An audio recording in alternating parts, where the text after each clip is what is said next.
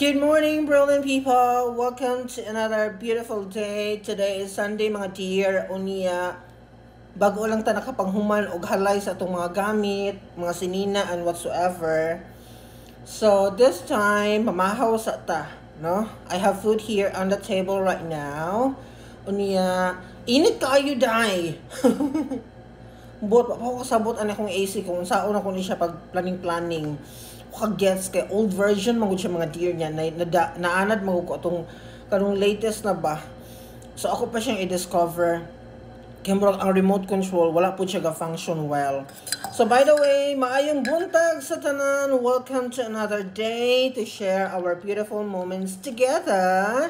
So karon mga my dear, while I am preparing my coffee, magchika ta mga dear.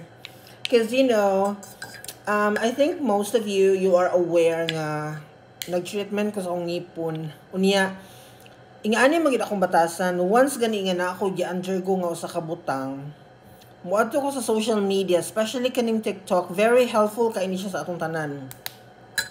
Muari ko ani nga kanang social media platform, and then akong i-follow tanan ang mga tao nga nag-involve or nag-talk about it. Ingon ana ang dapat inyong buhaton gid. Actually, ingon ana man. For example, you wanna apply sa Taiwan. I-follow ninyo tanang mga teachers nga nag-talk about this country kay makakuha mo info ana, and then you have references nga mabalansin ninyo yung mga decisions sa kinabuhi. Dili ka magsunod-sunod ng kag isa unya mo na to imong tuuhan all the way. No. Kailangan daghan kay basis mga dear.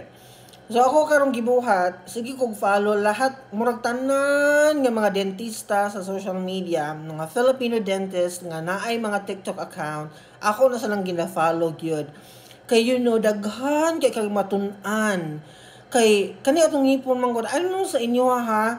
Kay ang ako manggong prinsipyo sa life, pinaka-importante na ako akong ngipon. I don't care about my skin color, my hair, naunsa na ni, nangabukangkang na ni siya, nangabuhaghag na ni siya. Ang pinaka-importante na ako is ngipon, gyud. Kay, sa tinud-anay, ang ngipon, pinakahugaw gini nga part sa itong lawas. So, mo nang dapat careful ta, niya kabaluta mo hinlo sa itong baba. Diba? So, karon sige ko follow niya. Isa sa mga na-learn ako nga lesson yun, nga gi-teach sa mga, mga dentista nga akong gina-follow. Kailangan mag-brush kita sa itong ngipon upon waking up in the morning. Ngayon itong matingala ko sa una ba nga naman brush man sila, unya, mukaon ng breakfast nga, usually, ang akong ginabuhat manggol, mukaon ko una, and then ay ko manot brush, di ba? I don't know sa inyo ha, but ako real talk lang yun, ya, tinud-anay nga pagka-istorya. Kaya mga magi akong binuhatan. So karon mga my dear, gina-follow na nako ang gitudlo sa mga dentist karon nga upon waking up in the morning, the first thing that you need to do is to brush your teeth, and then ay pa ka mag-prepare sa mga kasikas nimo sa kinabuhi. And then before ka mukaon, ay pa ka mukaon sa imuhang breakfast, which is for me nindot siya. Kay every time bitaw nga mukaon ko, ang akong appetite is nindot. Unya, aside na feeling ko hinlok akong baba nga mukaon. Which is according to the explanation mong God, pagtulog na to, grabing bacteria, nagparty ang bacteria sa tong baba. Siyempre natulog, bayak ka. No, walay activity ang imong baba. Wani mo na open, wani mo na galaw, ana. So, naagi enough nga opportunity ang bacteria nga magparty-party sila sa imong baba. So, mao din na nga, upon waking up in the morning, the first thing that you have to do is brushan gini mong tarong imong ngipon. Kay karon mo na akong ginabuhat, no? Ginabrushan gina kog maayo akong ngipon, and then ayha pa ko magkasikas. So right now, it's already 10 a.m. Sunday, manggod mga dear, mga dugay gid ta. So, I have here my coffee with me. Dili mawala. Uy, ang baso, wag gilain. Yes. Isa ra gid akong baso mga day. Kaya ang akong other baso kong gilabay. Kay bugat lagi magbiyahe ba ako from New Taipei City to here. And then, giinit na to ang akong food last night. Hala, unsa pa nga pagkaon?